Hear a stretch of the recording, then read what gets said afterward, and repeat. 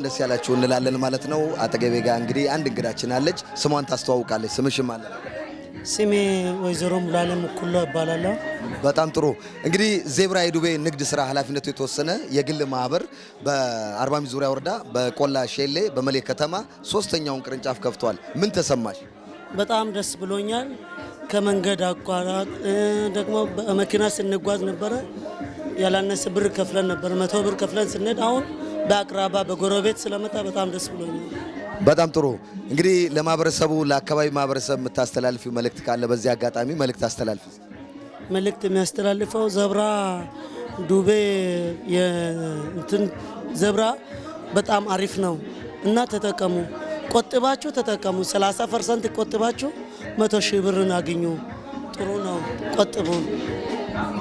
በጣም እናመሰግናለን። እንግዲህ ከዚህ በፊት ቀደም ሲል አርባ ምንጭ ከተማ ድረስ እየሄደች ነበር የምትቆጥበው።